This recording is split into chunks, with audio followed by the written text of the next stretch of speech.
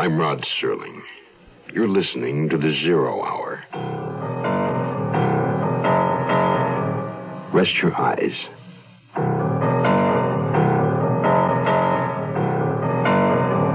Open your mind.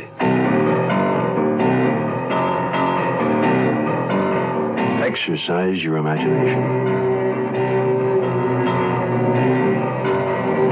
This week, Bill has Ballinger's study of a deadly obsession. Fourth of Forever. Starring John Dehner.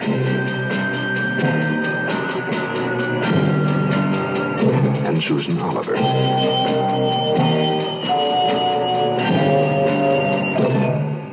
In Elliot Lewis's production of The 0 Hour.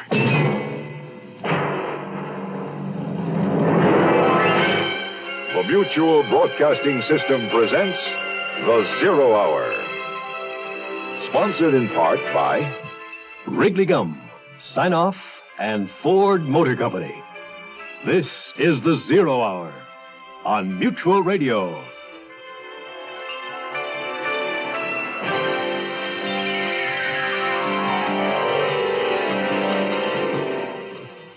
James Maharis, a man on the run, running both to and from the law that says he must answer for a dead man, to find Lou Jackson, a mystery woman, to be sure, one whose trail leads to only dead ends, an empty apartment, a telltale painting, a telephone number, and the dying hope for tomorrow. James Maharis, a man whose tomorrows are in danger of becoming condensed into one long stretch of time. He's a man driven by a relentless obsession to protect and recover a lost dream. A dream capable of lifting him up and away from all that is real. A murdered man, prison for life, and eternal solitude. For James Maharis, the running has only just begun. First to win, second to place, third to show.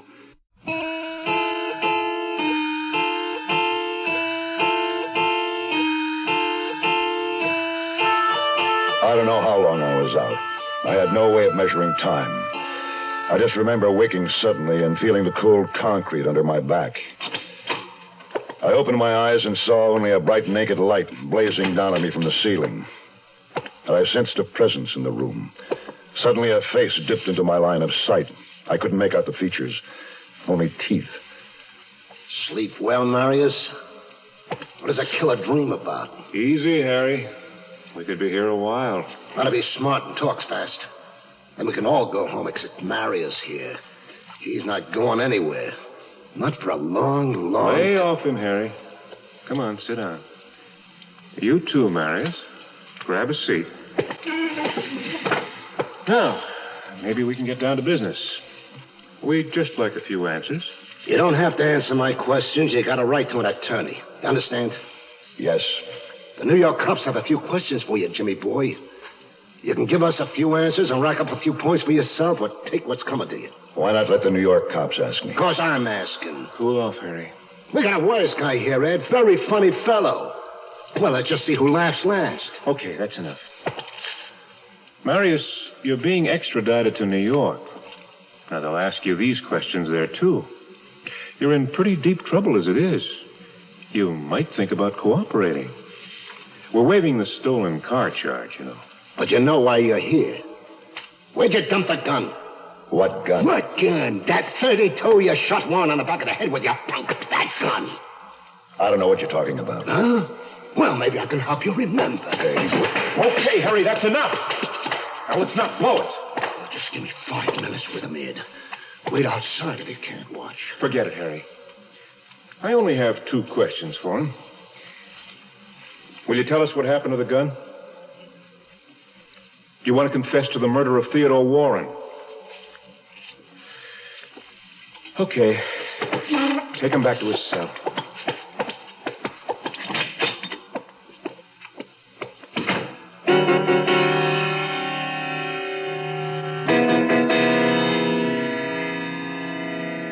I had to confide in someone.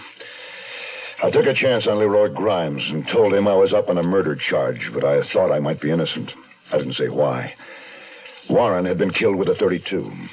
It was a .38 I'd dropped in his room. There was no mention of a .38. And they said Warren was shot in the back of the head. It didn't make sense. The next day I had a visitor. The jailer took me to a conference room. A sheet of heavy plate glass partitioned the table where I sat. And across from me, through the glass, sat a tall, middle-aged man. His curling dark hair was laced with gray. He was well-dressed. I'd never seen him before. The jailer stepped outside and stationed himself just out of earshot. I just sat and waited until... Mr. Maharis, I'm Ethan Lloyd. I've been retained as your attorney. If you agree. I don't have any money. Well, my fee has already been paid. Who paid you? I don't know. Perhaps you do. This morning, a messenger delivered this letter to my office. It's typed and unsigned. Dear Mr. Lloyd, herewith is a cashier's check for $3,500 to retain your services in behalf of James Maharis, who is now held in Los Angeles County Jail. He's charged with the murder of Theodore Warren in New York City.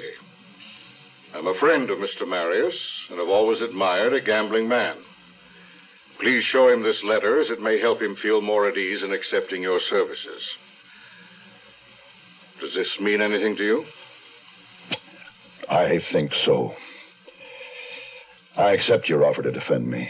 Well, I'll do what I can. You must understand, however, that I won't actually represent you at your trial in New York. Why not? Well, I'm not a member of the New York State Bar. Your defense can be handled more ably by a qualified attorney familiar with the New York State Code. I know of several excellent men there, and I'll arrange for one of them to represent you. But we might as well start thinking about your defense now. Tell me what happened.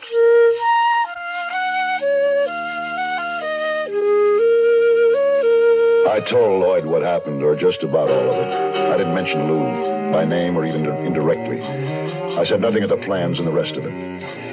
When I'd finished, Lloyd said... There's some big holes in your story, Mr. Maharis. You're not telling me everything. I'm telling you the truth. So far as it goes. But you're not telling me all the facts.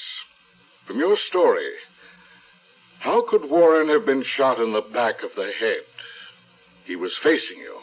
I don't know. And how come the cops are looking for a .32? Didn't they find a .38? It was still in the room when I ran out. How much have you told the police? Nothing. Now, that's good. Anything you have to say only to me. Oh, I'm going to leave a copy of today's paper with the jailer. He'll give it to you. I'll be in touch with you every day.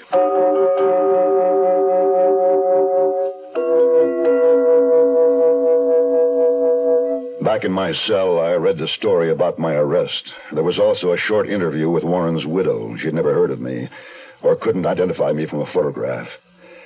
And that was about all, except it was speculated that Warren left an estate of an estimated $10 million. Grimes, my cellmate, was impressed that I had Ethan Lloyd for an attorney. He told me Lloyd was the best and the most expensive. He said I was sure to get off with 20 years and be eligible for parole in 7. My one consolation was that Lou hadn't abandoned me. She must have sold the painting to raise legal funds. 2,555 nights. 7 years of not seeing Lou. The prospect was intolerable. The pain unbearable. If that was the best, it wasn't good enough. There had to be another way. There just had to be.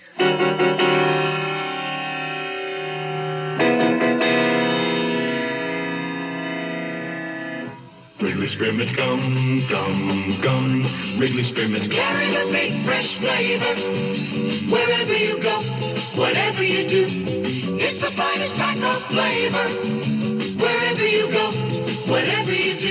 Flavor this big shouldn't be left behind. So wherever you go, carry a pack of Wrigley Spearmint gum. Wrigley Spearmint. It's the finest spearmint flavor. The great Wrigley taste, delicious to chew. Wrigley Spearmint gum. Carry it with you. Wrigley Spearmint gum. Sinus flares up. Sometimes your whole face aches. When you need occasional help, get Sign-Off tablets, the sinus medicine. Sign-Off works with a full dose of pure aspirin for sinus headache, plus a sinus drainer for congestion. That's how Sign-Off helps sinus pain while you drain. Help sinus pain while you drain. Take Sign-Off only as directed. Signeoff. The sinus medicine in the bright red box.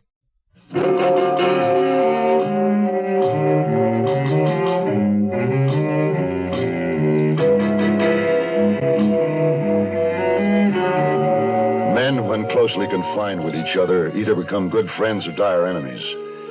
In the weeks I spent awaiting extradition to New York, I shared cigarettes, papers, magazines, extra food luxuries supplied by funds from Lloyd with Leroy Grimes. Grimes had spent most of his adulthood in crime, so he instructed me in the ways of jails, prisons, jailers, and wardens. I lost my suspicions of him, and we became good friends. And one morning I was brought a new suit of clothes and informed that 2 New York detectives were waiting to take me back. While I changed, Grimes watched me glumly. Look, just remember, don't let them grind you down. If I'm not around, they won't be able to. You going to try to bust out? Yeah, I thought about it. Haven't you? Every con does. Look, don't get sore if I say so, but I didn't think of you that way. Why not? Well, you just ain't the type. I ain't the type to be here either. I don't mean that you are, Leroy. Oh, but I am, Jim. I am. Well, I'd have to have the chance and a little luck. Leroy, is my tie straight? Yeah. Well, what's that? Where did you get that? Been keeping it in my mattress for the right occasion. Right sharp, ain't it? Well, what is it, a knitting needle? Well, you won't get in any sewing where you're headed, but it works pretty good on locks, though. I don't know how to pick locks. You know how to kill a man, don't you? Yes, I guess I do. Come here closer. See? Work it in the sleeve of your jacket, just above the cuff. Nobody'll find it. Oh, hey, forgot something. This overcoat button, made out of bone about the size of a quarter. Here, take it. Well, what's this little hole drilled in it? Put the big end of the needle in it. Fits good. With the button on the end, you can jab the needle way in real hard.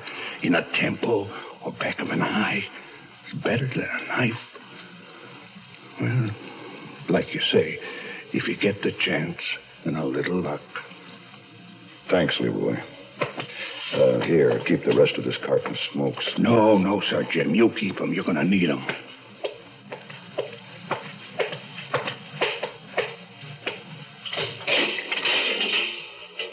Well, I guess this is it. Yeah, well, been right fine knowing you, Maharis. I'll read about you in the papers up in Quentin. Yeah, hope it's not in the obits. Goodbye, Leroy. And thanks. Good luck.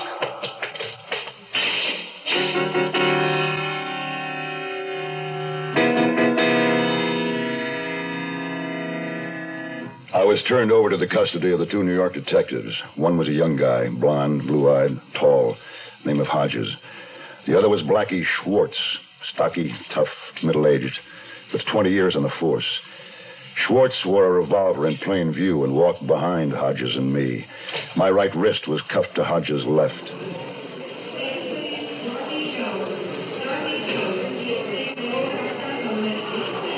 They drove me to LAX, Los Angeles International Airport, to await a flight back to New York. I knew if I were to escape, it would have to be before I got on the plane. Blackie had arranged with the airline for us to board before the other passengers. We had nearly an hour before flight time. Hey, Hodges, would you mind if we stopped at the washroom? You can wait till we get on the plane. Yeah, but they keep the washrooms locked while they're on the ground. What do you think, Blackie? It's okay. We got plenty of time. I was thinking fast. I'd worked a needle from my sleeve during the ride in from jail to the airport. I had it in my left pocket with the button. The end of the needle was set in a small hole. I kept my left hand in my pocket, grasping it. And when we reached the washroom, it was a big room, all white tile. Luckily, we were alone. Blackie watched our every step. I was hoping Hodges embarrassed easily. Hey, I'm not going in there with you. Well, take the cuffs off. I don't like this. No, I'm not going to go anywhere. I'm not that stupid. Just leave the door open. As soon as Hodges unlocked the cuffs, I grabbed him and pulled him inside. The door swung shut in Blackie's face. I had Hodges in a headlock with my right arm. My left hand held a long needle at the corner of his eye. One little jab, Hodges. One little jab, and this needle goes right into your brains. You want to be a hero? Don't shoot, Blackie. Drop the gun, Schwartz. I jabbed this needle a little way, and your partner's blind for life. All the way. It's all over. If you wait here as long as you can, Maharis, you can't hold him forever. Maybe not, but I've got nothing to lose. Drop the gun on the floor and kick it in here. Can you move, Hodges? Enough to... I don't know. You better do as I say, Blackie. Oh, what? Ah! Hodges, you all right? Give him the gun, Blackie, please. That's playing it smart, Blackie. Now open the door. Real slow. That's it. Now, you and Hodges, just put your arms around this post while you try on these irons for size.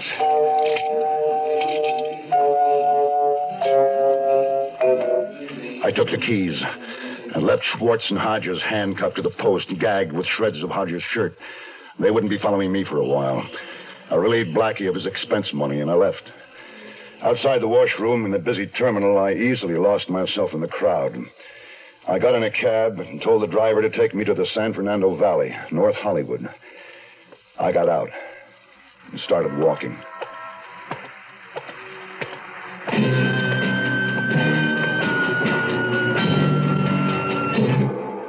Look what we've done to our Mustang.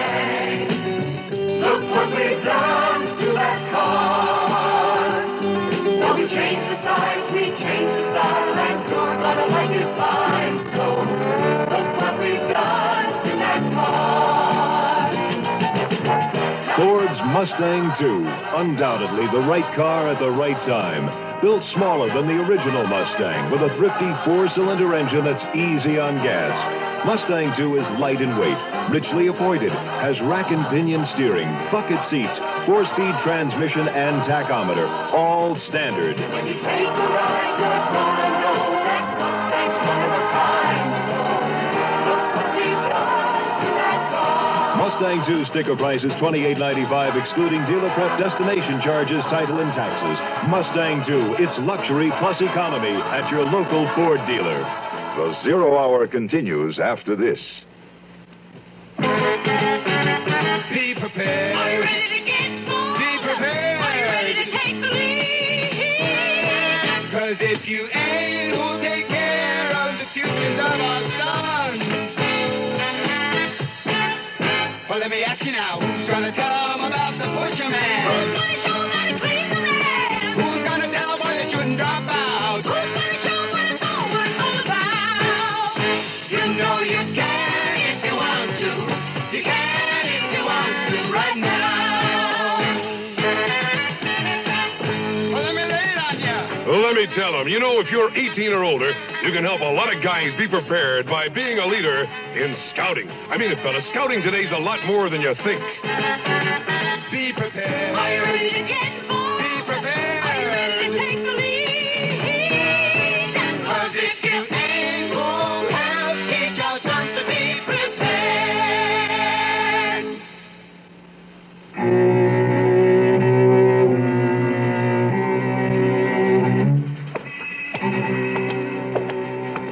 By this time, I was sure that Schwartz and Hodges had the alarm out for me.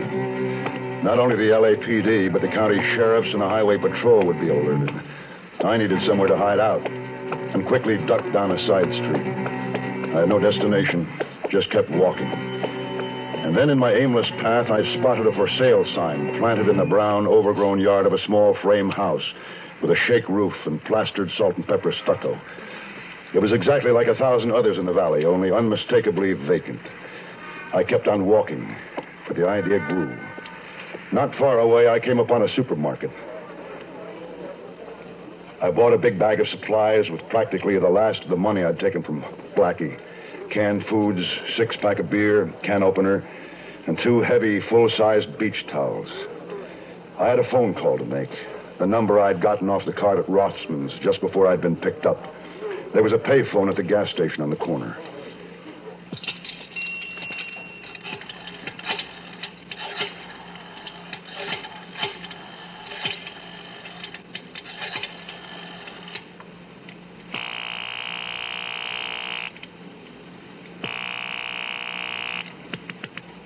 Hello?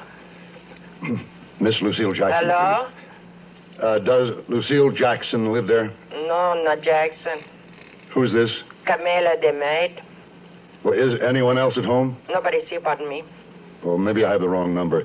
Whose home is this? If you don't know how you call, I'll not tell you.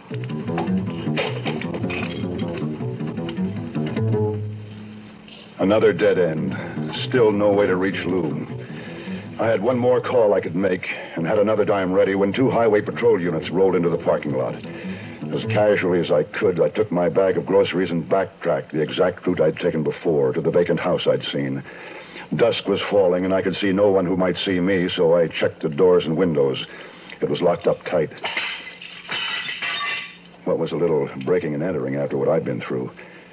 I waited a few minutes to be sure no one had heard me and climbed in through the broken kitchen window.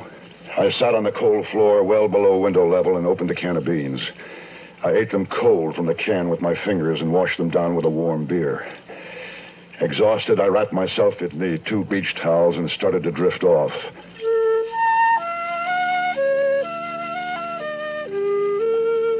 I waited until noon the next day before leaving the house. At that hour, the neighborhood was empty and the supermarket crowded. I used the same payphone as before. This is Miss Hendon, business office. May I help you? Yes. I think there's an error in my bill. There's a charge of $7.70.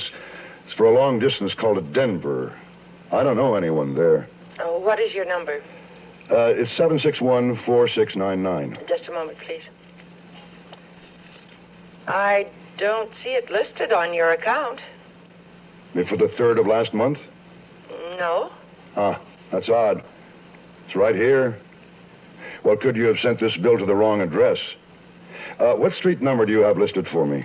1355 Palomar Drive, North Hollywood. Yeah, that's correct. Send us your remittance less that charge, and I'll make a note of it. Well, will do. Thank you. Now I had the address and one thread of hope. Whoever did live there could offer a clue to Lou's whereabouts. I left the supermarket and walked to a nearby movie theater. I sat through the feature twice, waiting for the night to come. Behind the theater was a parking lot with wooden racks with 7 bicycles. I smashed a cheap padlock on one and rode off.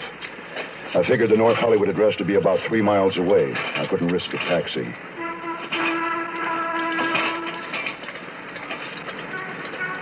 I pedaled along, keeping away from the main, well-lighted, heavily traveled streets. At an intersection, a black and white patrol car pulled up alongside me. And the cop driving gave me a curious look. Saving gas? My wife says I'm getting fat. Well, you're going to be stiff tomorrow. I already am. Hey, you should get a reflector so you don't get run down. I watched him pull away and turn the corner.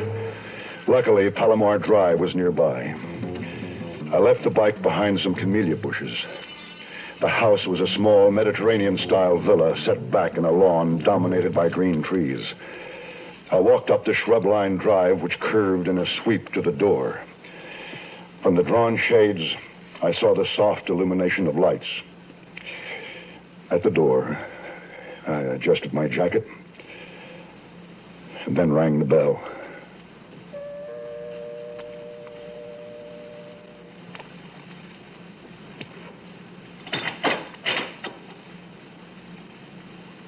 Lou.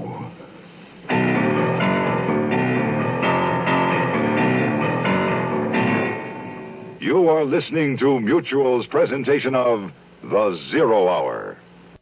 Tomorrow at this time, rest your eyes and listen here to this week's continuing study in suspense, 4th of Forever. I'm Rod Serling, and this is The Zero Hour. Today's episode brought to you in part by Wrigley Gum Sign-Off and Ford Motor Company. This is the Zero Hour on Mutual Radio.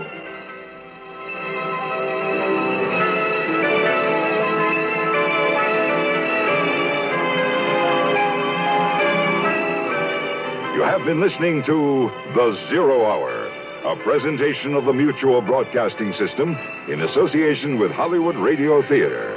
Heard every weekday at this time. Rod Serling is your host. Zero Hour is produced and directed by Elliott Lewis. The Hollywood Radio Theater theme was played by Ferranti and Teicher and is now available on United Artists Records and Tapes. Hugh Douglas speaking. Tune in tomorrow, and once again, rest your eyes and listen here to The Zero Hour. This is the Mutual Radio Network.